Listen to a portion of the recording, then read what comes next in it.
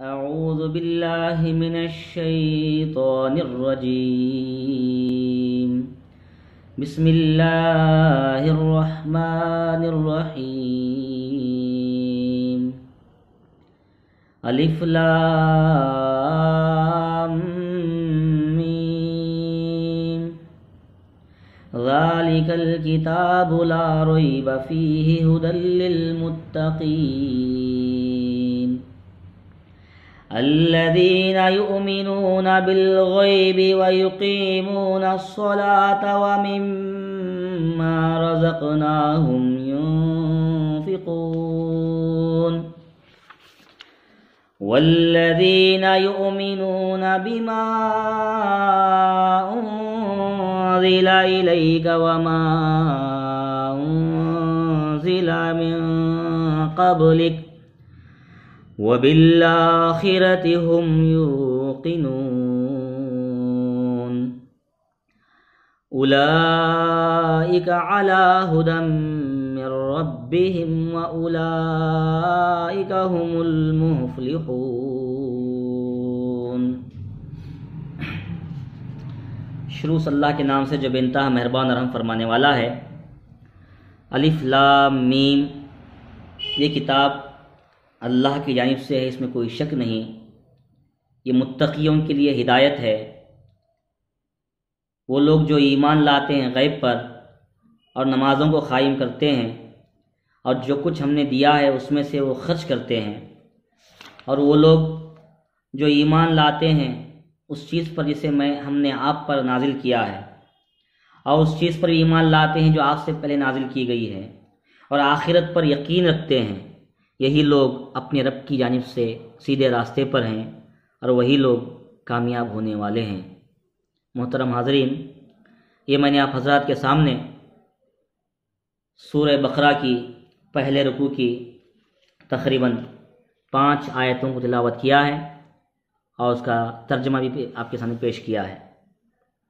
سورہ بقرہ قرآن مجید کی دوسری سورت ہے، اور یہ سورہ قرآن مجید کے اندر بہت ہی لمبی سورت ہے. تقریباً اس سورہ کے اندر اللہ تعالیٰ مختلف مسائل پر ہدایت دیے ہیں، اور یہ سورہ مدنی سورت ہے.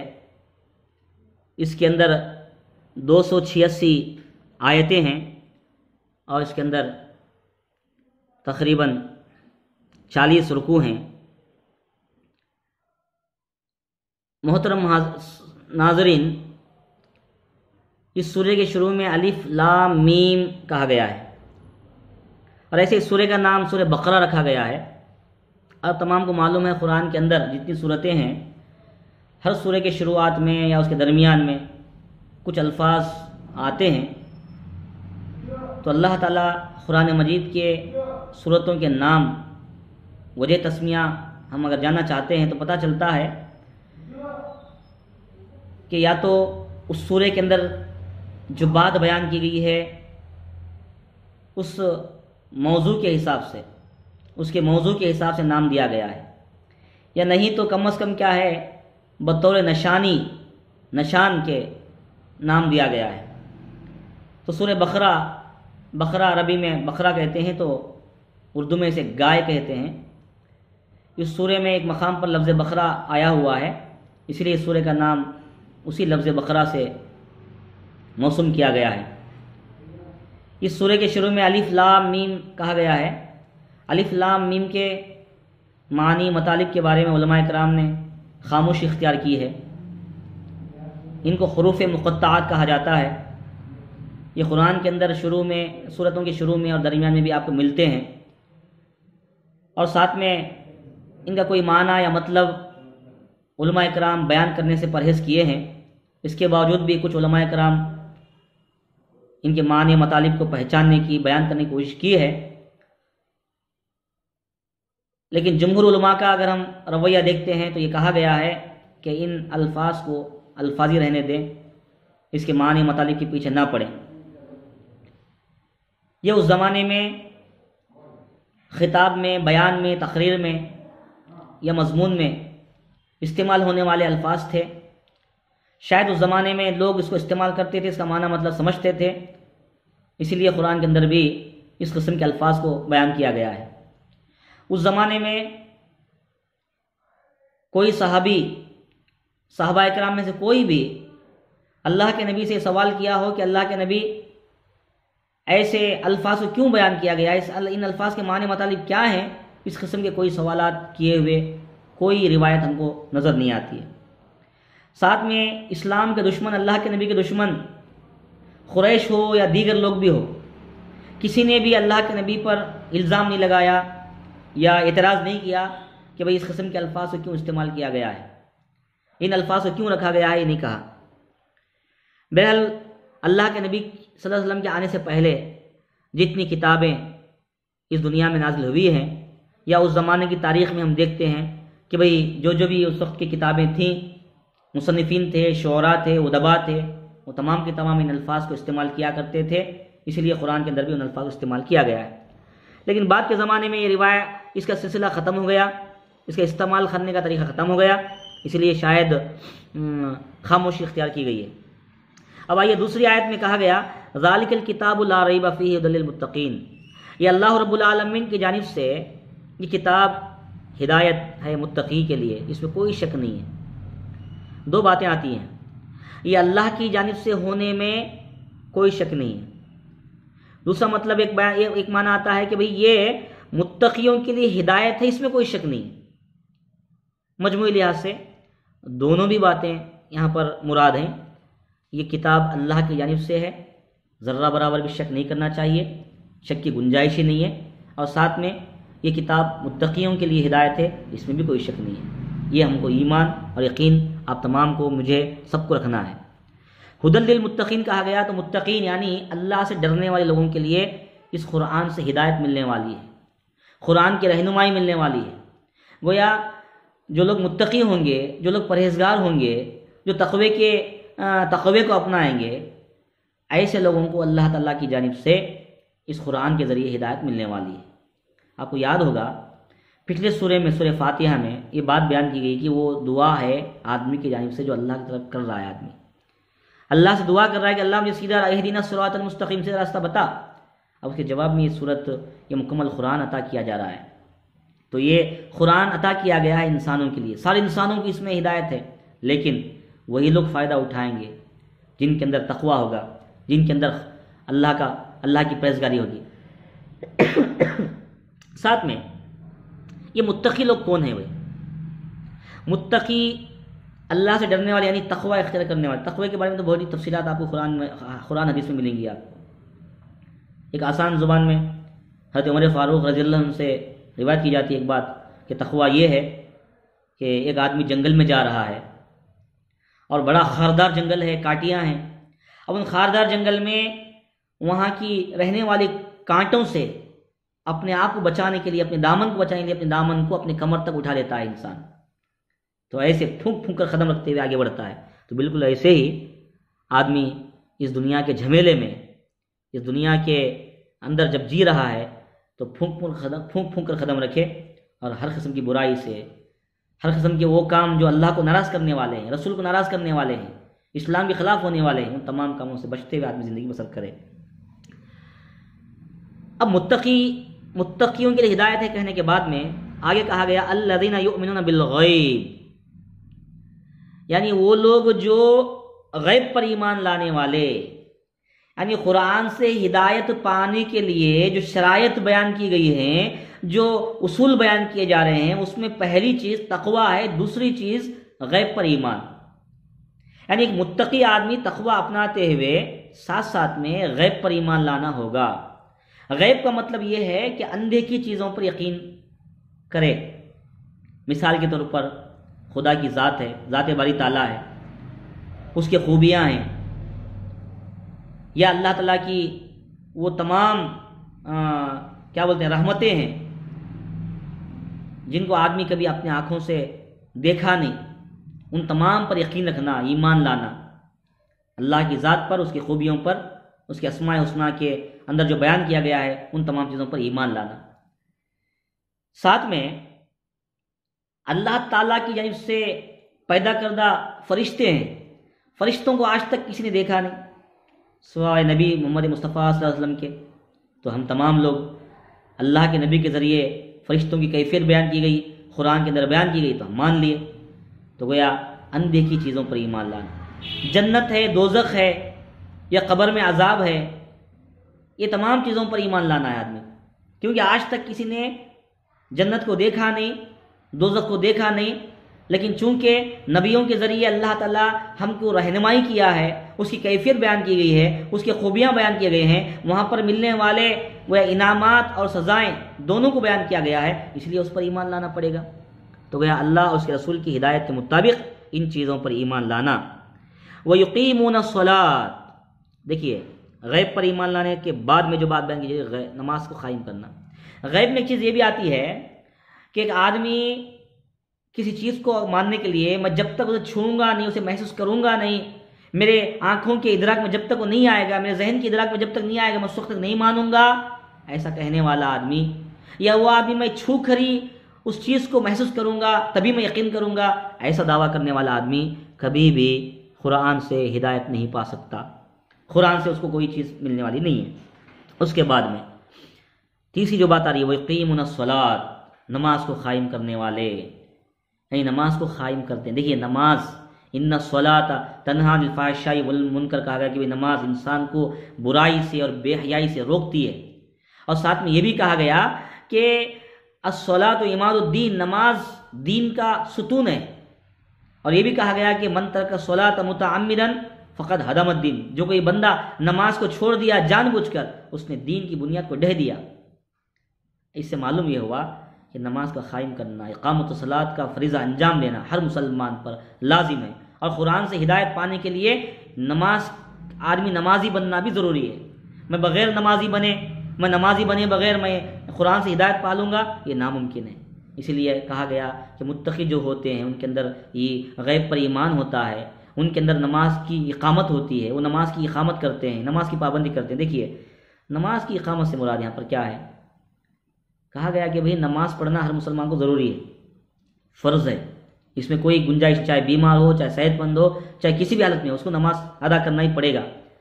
لیکن آدمی اکیلا نماز ادا کرتا ہے تو الگ بات ہے، لیکن ساتھ ساتھ کہا گیا کہ بھی وہ جماعت کے ساتھ وقت کی پابندی سے نماز کو ادا کرنا ہے، اوقات کی پابندی کے ساتھ، خشوع خضوع کے ساتھ نماز کو پابندی کرنا چاہیے۔ وہ خشوع خضوع کے ساتھ اوقات کی پابندی سے نماز کو قائم کرنا جماعت کے ساتھ، جماعت کے بنا ادا کرنا یہاں معنی نہیں رکھتا۔ کہا گیا کہ بھئی آپ ساموہک جیون میں اجتماعی نماز کو آپ کو ادا کرنا ہوگا، نماز کو قائم کرنا ہوگا۔ کسی شہر میں، کسی گاؤں میں لوگ نماز پڑھتے ہوں گے اپنے اپنے گھروں میں، اکیلے اکیلے نماز پڑھتے ہوں گے، تو یہ کہا جائے گا کہ اس گاؤں میں نماز تو ہوتی ہے لیکن نماز کی اقامت نہیں ہوتی ہے۔ اس لیے کہا گیا کہ آپ اوقات کی پابندی کے ساتھ، خشوع خضوع کے ساتھ نماز کا اہتمام کیا کریں، جماعت کے ساتھ نماز کو پڑھیں، تبھی کیا ہے آپ کی نماز مکمل ہوتی ہے۔ کہا گیا کہ وَيُقِيمُونَ الصَّلَاةَ، نماز کی اقامت کرنے والے، وَمِمَّا رَزَقْنَاهُمْ يُنْفِقُونَ، کہا گیا کہ بھئی جو کچھ ہم نے ان کو دیا ہے اس میں سے وہ خرچ کرتے ہیں۔ دیکھیے متقیوں کے جو صفات بیان کیے جا رہے ہیں، یا قرآن سے فائدہ، قرآن سے ہدایت ملنے والے لوگوں کے اندر رہنا چاہیے، جو صفات ہونی چاہیے، ان صفات میں سے ایک صفت یہ بھی ہے کہ وہ مال کی محبت میں کبھی بھی اپنے آپ کو مشغول نہ رکھے، وہ دنیا داری کے پیچھے نہ پڑے، وہ مال سینت کے رکھنے کے پیچھے نہ پڑے، مال کو سب کچھ نہ سمجھے۔ یہ مال انسان کو کام آنے والا نہیں ہے، بلکہ مال اس کا جو بھی ہے اس کی ملکیت اللہ کی ہے۔ آدمی جس وقت یہ مانے گا کہ میرے پاس جو کچھ بھی ہے، میرا مال، یہ جو کچھ بھی ہے، یہ سب کچھ اللہ کا ہے، اللہ کی جانب سے مجھے ملا ہے، اللہ اگر طاقت نہ دیتا، اللہ اگر میرے کاندھوں میں قوت نہ دیتا، اگر مجھے کمانے کی طاقت نہ ملتی، اگر مجھے کاروبار کرنے کی طاقت نہ ملتی تو میں ایک مال نہیں کما سکتا۔ تو بہرحال یہ جو کچھ بھی مال میرے پاس ہے یہ اللہ کی ملکیت میں ہے، یہ یقین، یہ ایمان میرے اور آپ کے اندر ہونا پڑے گا، تبھی ہم متقیوں میں شمار ہوں گے۔ یہ متقیوں میں ہونے کے لیے ایک صفت ہے، اسی لیے کہا گیا کہ تم اپنے مال کی محبت کو ختم کرو، اللہ کی راہ میں خرچ کرنے والے بنو۔ اور یہ مال کہا گیا کہ تم نہیں کمائے، یہ تمہارا مال نہیں بلکہ ہم نے دیا ہے، ہمارے دیے ہوئے مال میں سے یہ احساس دلایا جا رہا ہے کہ بھئی یہ مال تمہارا نہیں ہے، یہ مال آپ کا نہیں ہے، بلکہ یہ اللہ کی طرف سے آپ کو عطا کیا گیا ہے، تو اللہ کا مال ہے، اس کا مالک اللہ تعالیٰ ہے، یقین آپ کے اندر ہونا چاہیے۔ لوگ مال کو اپنی زندگی میں بڑی اہمیت دے کر مال کے پجاری بن جاتے ہیں، مال کے غلام بن جاتے ہیں، اس وجہ سے کبھی کبھار وہ اللہ کے ذکر سے غافل ہو جاتے ہیں، راستے سے بھٹک جاتے ہیں، قرآن اور حدیث سے، اللہ اس کے رسول سے بہت دور نکل جاتے ہیں۔ اس لیے کہا گیا یا ایھا الذین آمنوا لا تلہکم اموالکم ولا اولادکم عن ذکر اللہ، کہا گیا کہ لوگو، اے ایمان لانے والو، اے وہ لوگو جو ایمان لائے ہو، تمہیں تمہارا مال اور تمہاری اولاد اللہ کے ذکر سے غافل نہ کر دے، اللہ کے ذکر سے غافل نہ کر دے کہا گیا۔ اور ساتھ میں ایک بات یہ بھی بیان کی گئی کہ اس دنیا کے اندر انسان سمجھتا ہے کہ یہ مال ہمیشہ کام آئے گا، اس لیے اس کو سینس کر رکھتا ہے۔ یہاں یہ احساس دلایا گیا کہ یحسب ان مالہ اخلدہ کلا لینبذن فی الحطمہ وما ادراک ما الحطمہ نار اللہ الموقدۃ التی تطلع علی الافئدہ، کہا گیا کہ بھئی انسان سمجھتا ہے کہ مال ہمیشہ کام آنے والا ہے، ہمیشہ کام آنے والا ہے، یہ سمجھتا ہے انسان۔ یاد رکھو ہرگز نہیں، یہ مال ہمیشہ کام نہیں آئے گا۔ یحسب ان مالہ اخلدہ، ہمیشہ کام آئے گا، باقی رہے گا، ہمیشہ باقی رہے گا مال، یہ سمجھتا ہے انسان، لیکن اس کا یہ سمجھنا اس کی اپنی بیوقوفی ہے۔ یہ مال کبھی کام آنے والا نہیں ہے، کلا ہرگز نہیں، لینبذن فی الحطمہ، ہم اس کو چکنا چور کر دینے والی آگ میں پھینک دیں گے۔ تم کیا جانتے ہو؟ وما ادراک ما الحطمہ، تم کیا جانتے ہو کہ یہ چکنا چور کر دینے والی آگ کیا ہے؟ وما ادراک ما الحطمہ نار اللہ الموقدۃ التی تطلع علی الافئدہ، کہا گیا کہ دیکھو یہ آگ اللہ کی سلگائی ہوئی آگ ہے، یہ سیدھے انسان کے دلوں پر جھانکنے والی ہے۔ لہذا مال کی محبت سے بچو، مال کے غلام نہ بنو، بخیلی کی عادت سے بچو، سخاوت کو اپناؤ۔ سخاوت کو اللہ پسند فرماتا ہے، اللہ کے نبی پسند فرماتے ہیں، اللہ کے نبی سخی تھے، اس لیے ہر مسلمان کو سخی بننا چاہیے۔ جو متقی ہوگا، جو غیب پر ایمان لائے گا، جو نماز کو قائم کرے گا، وہ سخاوت سے بھی اپنی سخاوت کو بھی اپنائے گا، وہ سخی بھی رہے گا۔ اسی لیے کہا گیا کہ بخیلی سے بچنا اور سخاوت کو اپنانا۔ اور ساتھ میں آگے کہا گیا کہ بھئی یؤمنون بما انزل الیک وما انزل من قبلک، ایک اور شرط جو قرآن سے رہنمائی لینے کے لیے ضروری ہے، وہ یہ کہا گیا کہ تم اس چیز پر ایمان لاؤ جس چیز کو اللہ تعالیٰ اللہ کے نبی محمد مصطفیٰ صلی اللہ علیہ وسلم پر نازل فرمایا، یعنی قرآن مجید۔ قرآن مجید پر ایمان لانا، یقین رکھنا، بالکل ایسے ہی جیسے ایمان اللہ قرآن کے اوپر ہے، ویسے ہی ایمان پہلے کی نازل کردہ کتابوں پر بھی ایمان لانا۔ قرآن مجید کے آنے سے پہلے اللہ تعالیٰ بہت سی کتابوں کو نازل فرمائے ہیں، بہت سے نبیوں پر اللہ تعالیٰ الگ الگ صحیفے نازل فرمائے ہیں۔ ابراہیم اور موسیٰ کے صحیفے ہیں، انجیل ہے، بائبل انجیل ہے اور زبور ہے اور تورات ہے۔ تورات، زبور اور انجیل، یہ تمام تین کتابیں جو بڑی بڑی کتابیں ہیں، مشہور ہوئی ہیں، ان تمام پر بھی ایمان لانا ہر مسلمان پر لازم ہے۔ اسی صورت میں اس آدمی کو قرآن سے رہنمائی ملتی ہے۔ اس لیے کہا گیا کہ بندہ قرآن کے اوپر ایمان لانے کے ساتھ ساتھ میں پہلے کے نبیوں پر نازل کیے جانے والے کتابوں پر بھی ایمان لانا۔ آج کوئی بندہ یہ کہتا ہے کہ خدا کی جانب سے انسانوں کو رہنمائی کی ضرورت ہی نہیں ہے، ایسا کہنے والا، یا وہ آدمی جو کہتا ہے کہ بھئی خدا کی طرف سے بندوں کو رہنمائی کی ضرورت ہے، یہ مانتا ہے، لیکن اپنی طرف سے کچھ کتابیں لکھ کر، کچھ نظریات کو قائم کر کے، کچھ اپنے خیالات کو کیا ہے جمع کر کے لوگوں کے سامنے پیش کرتا ہے اور کہتا ہے کہ یہ خدا کی پیغامات ہیں، خدا کی طرف سے آئے ہوئے پیغامات ہیں۔ ایسا دعویٰ کرنے والا انسان جو اپنی باتوں کو خدا کی طرف منسوب کرتا ہے، اللہ کی طرف منسوب کرتا ہے، یہ ایک آدمی۔ اور تیسرا وہ آدمی جو یہ کتاب پر ایمان لاتا ہے اور دوسری کتابوں پر ایمان نہیں لاتا ہے۔ تو ایسے تین قسم کے آدمی کبھی بھی مومن نہیں ہو سکتے، یہ ان کا ایمان مکمل نہیں ہوتا، یہ متقی نہیں ہو سکتے، ان کو اللہ کی طرف سے کوئی ہدایت ملنے والی نہیں ہے۔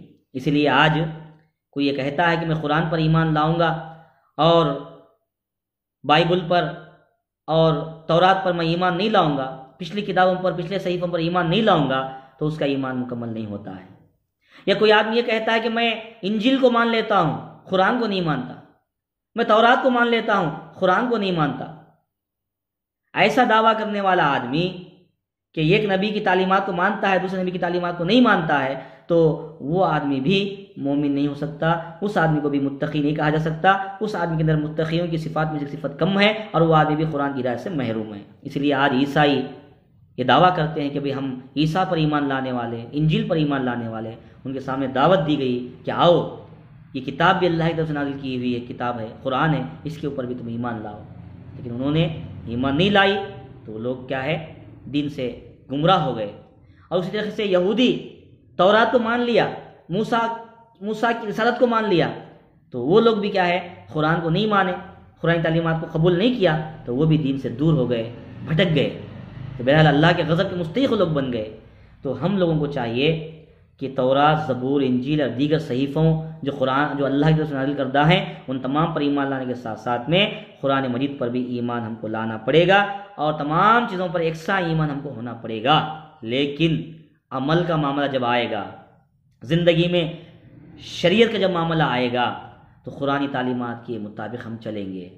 قرآن کو چھوڑ کر اگر پچھلی کتابوں کی کوئی تعلیم قرآن کی تعلیم سے ٹکراتی ہے تو یہ مانا جائے گا کہ وہ تو صحیح ہے لیکن فی الحال عمل کے لیے لائق نہیں ہے۔ کیوں؟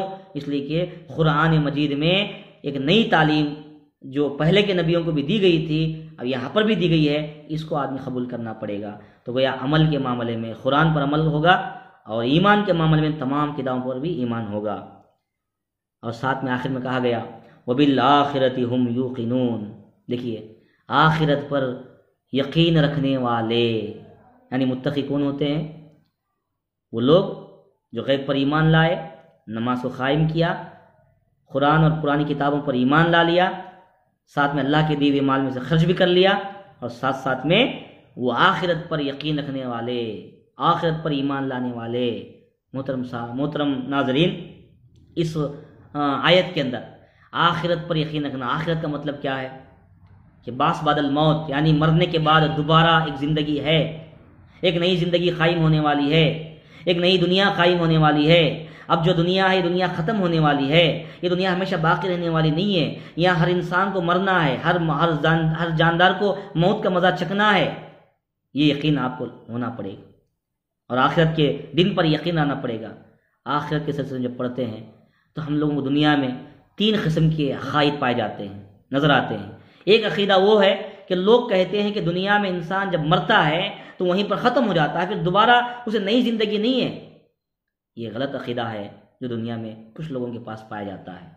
اور ایک عقیدہ ہے کہ لوگ کہتے ہیں کہ بھئی اس دنیا کے اندر جب انسان مرتا ہے تو دوبارہ اسی دنیا میں جنم لیتا ہے، اس کے اپنے کرم کے آدھار پر، اس کے اپنے عمل کے آدھار پر۔ اگر وہ اچھے کام کیا ہے تو کوئی اچھا جانور بن کے پیدا ہوگا، اگر وہ برے کام کیا ہے تو کوئی گندے قسم کا جانور بن کے پیدا ہوگا۔ یہ لوگوں کا عقیدہ ہے۔ یہ دونوں عقائد ہم غلط قرار دیتا ہے قرآن ان دونوں عقائد کو غلط قرار دیتا ہے۔ کیوں؟ اس لیے کہ یہ دنیا عمل کی زندگی کا امتحان کی جگہ ہے، یہاں پر انسان کو بھیجا گیا ہے تو عمل کرنے کے واسطے بھیجا گیا ہے۔ اللہ تعالیٰ قرآن مجید میں سورہ ملک میں بیان فرماتے ہیں کہ لِيَبْلُوَكُمْ أَيُّكُمْ أَحْسَنُ عَمَلًا، ہم نے تمہاری زندگی، تمہاری موت کو پیدا کیا ہے تاکہ تم کو آزمائے کہ تم میں سے کون اچھے کام کرنے والا ہے، اچھے اعمال بجا لانے والا ہے۔ یہ دیکھنا چاہتا ہے اللہ تعالیٰ۔ تو گویا امتحان کی جگہ ہے یہ امتحان جگہ ہے یہ دنیا۔ تو یہاں آدمی جو بندہ زندگی بھر نیک رہا، زندگی بھر اچھے کام کرتا رہا، زندگی بھر کیا ہے خدا کی تعلیمات کے مطابق عمل کرتا رہا، زندگی بھر نیکوکار بن کے زندگی بسر کر دیا، اور ایک وہ بندہ جو زندگی بھر برے کام کیا، گناہ کے کام کیا، اللہ کے نافرمانی کرنے والے کام کیا، ان دونوں بندوں کو، ایک اچھے بندے کو اچھائی کی وجہ سے انعام ملنا چاہیے، ایک برے بندے کو برائی کی وجہ سے سزا ملنی چاہیے۔ اگر یہ مان لیا جائے کہ دنیا ختم ہونے کے بعد یا انسان مرنے کے بعد دوبارہ کوئی زندگی نہیں ہے، یہ اگر مان لیں گے تو گویا نیکوکار کو انعام نہیں مل رہا اور بدکار آدمی کو سزا نہیں مل رہی۔ دونوں کا انت، دونوں کا نتیجہ، دونوں کا انجام ایک ہو رہا ہے۔ جب دونوں کا انجام ایک ہوگا تو دنیا میں ایک آدمی کو تکلیفیں جھیل کر، پریشانیوں کا سامنا کرتے ہوئے نیکی کرنے کی کیا ضرورت پڑے گی؟ سمجھنے کی بات ہے یہاں پر۔ اس لیے نیکوکار کو انعام ملنا چاہیے، بدکار کو سزا ملنی چاہیے، اس کے لیے ایک نئی زندگی ہونا ضروری ہے۔ اور دوسرا ایک عقیدہ جو پایا جاتا ہے وہ یہ کہ مرنے کے بعد پنرجنم اسی دنیا میں ہوتا ہے، جیسے ہندوؤں کا عقیدہ ہے۔ وہ کہتے ہیں کہ بھئی مرنے کے بعد دوبارہ زندگی یہیں پر ملنے والی ہے، ان کے کرم کے آدھار کے اوپر۔ نیک کام کیا ہے تو ایک اچھا جانور بن کے پیدا ہوگا، گائے یا بکری یا بیل یا کوئی بھی جانور بن کے پیدا ہوگا۔ اور برے کام کیا ہے تو کوئی وہ خنزیر بن کے پیدا ہوگا، کوئی کتا بن کے پیدا ہوگا۔ یہ عقیدے پائے جاتے ہیں۔ محترم سامعین، اس عقیدے کی تعلیم سے اس کو بھی ہم سمجھتے ہیں تو نتیجہ وہیں پر آتا ہے کہ اچھے کام کرنے والے کو کوئی انعام ملتا نہیں ہے، برے کام کرنے والے کو کوئی انعام سزا نہیں ملتی ہے۔ اور ساتھ میں ایک شک یہ بھی پیدا ہوتا ہے، ایک خیال یہ بھی پیدا ہوتا ہے کہ بھئی کتنے جنم جیے گا انسان، کتنے جنم دوبارہ پیدا ہوتا رہے گا یہاں پر، کیونکہ ایک جنم میں جو خوبیاں کیا تھا اس کے نتیجے میں ایک اور جنم ملا، پھر اس میں برائیاں کیا تو اس کے نتیجے میں ایک اور جنم ملا، پھر اس میں اچھائیاں کیا تو اس کے بعد ایک اور جنم۔ کتنے جنم کو آدمی کو پیدا ہونا پڑے گا، سمجھنے کی بات ہے۔ اس لیے یہ بد عقیدہ ہے، ایسے عقیدے کو نہیں ماننا چاہیے، یہ غلط عقیدہ ہے۔ صحیح عقیدہ یہ ہے کہ آدمی یہ ایمان لائے کہ مرنے کے بعد ایک دن جس کا علم صرف اللہ کو ہے، اس دن قیامت قائم ہوگی، حشر کا میدان بپا ہوگا، میدان حشر کو قائم کیا جائے گا۔ سارے انسان جو اول سے آخر تک پیدا ہوئے ہیں، یعنی حضرت آدم سے لے کر دنیا بننے جب سے لے کر قیامت تک جتنے لوگ پیدا ہوئے ہیں، ان تمام لوگوں کو دوبارہ زندہ کیا جائے گا، ایک جگہ پر جمع کیا جائے گا، اور ان کے نامہ اعمال کو ترازو میں تولا جائے گا، اور جن کے نامہ اعمال اچھے ہوں گے، جن کے نامہ اعمال کا پلڑا نیکیوں کا بھاری ہوگا، ان کو اللہ تعالیٰ جنت میں داخل کرے گا، جن کا نامہ اعمال کا پلڑا برائیوں سے بھاری پڑے گا، ان کو اللہ تعالیٰ دوزخ میں داخل کرے گا۔ یہ عقیدہ، یہ ایمان آپ کو ہونا چاہیے۔ دنیا میں کیے ہوئے نیک اعمال کا بدلہ آخرت میں جنت ہے، دنیا میں کیے ہوئے برے اعمال کا بدلہ آخرت میں دوزخ ہے۔ یہ یقین، یہ ایمان پورا میرے اور آپ کے اندر ہونا چاہیے، تبھی جا کر ہم متقیوں میں شمار ہوں گے۔ جب یہ متقیوں کی صفت میرے اور آپ کے اندر آئے گی تو قرآن سے ہدایت، قرآن سے رہنمائی بھی ہم کو ملے گی۔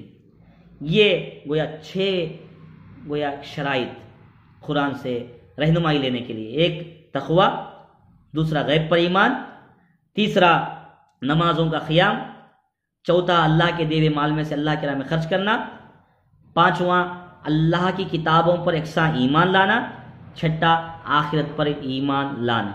یہ تمام چیزوں کی اوپر یقین جو کریں گے، ان تمام باتوں کی جو پابندی کریں گے، ان تمام کے مطابق جو عمل کرے گا، وہی آدمی کیا ہے، قرآن سے رہنمائی پائے گا۔ اس کا فائدہ بتا رہے ہیں، اولئک علی ھدی من ربہم۔ دیکھیے ھدی من ربہم یعنی وہی لوگ، یعنی یہ تمام چیزوں کی پابندی کرنے والے جو انسان ہوں گے، یہی لوگ کیا ہے، اپنے رب کی جانب سے رہنمائی، سیدھے راستے پر ہوں گے۔ ھدی من رب یعنی اللہ کی اپنے رب کی طرف سے رہنمائی میں ہوں گے۔ ھدی من ربہم یعنی اپنے رب۔ دیکھیے ایک احساس بتایا جا رہا ہے کہ بھئی اس دنیا میں ہم سب کا رب اللہ تعالیٰ ہے، اسی کی جانب سے رہنمائی ملنے والی ہے۔ تو اس لیے کہا گیا کہ الف لام میم ذالک الکتاب لا ریب فیہ ھدی للمتقین کہا گیا تھا کہ متقیوں کے لیے ہدایت ہے۔ اب یہاں کہا جا رہا ہے کہ ان تمام چیزوں کی پابندی کرنے والے، ان تمام چیزوں پر ایمان لانے والے لوگوں کے لیے کیا ہے، ایک ہدایت ہے اپنے رب کی طرف سے۔ اب آخر میں کہا گیا اور ایک بات، وَأُولَٰئِکَ هُمُ الْمُفْلِحُونَ، آخر میں یہی لوگ فلاح پانے والے ہیں، کامیاب ہونے والے ہیں، یہی لوگ کامیابی سے ہمکنار ہونے والے ہیں۔ دیکھیے آج دنیا میں انسان کی غریبی، انسان کی مشکلیں، زندگی کے اندر رہنے والے بے شمار مسائل، اور ایک طرف انسان کی زندگی میں سہولتیں اور زندگی گزارنے کے بے شمار سہولت انسان پاتا ہے، تو لوگ سمجھتے ہیں کہ جس کی زندگی میں سہولتیں ہیں، جس کی زندگی میں مال و دولت کی ریل پیل ہے، جس کی زندگی میں جاہ و منزلت ملی ہوئی ہے، کوئی آدمی اچھا مکان بنا لیا ہے، کوئی آدمی اچھا ٹھکانہ بنا لیا ہے، تو سمجھتے ہیں کہ وہ کامیاب ہے، اور جو آدمی غریب ہے، پریشان ہے، لاچار ہے، اس کے بارے میں سمجھتے ہیں کہ ناکام ہے۔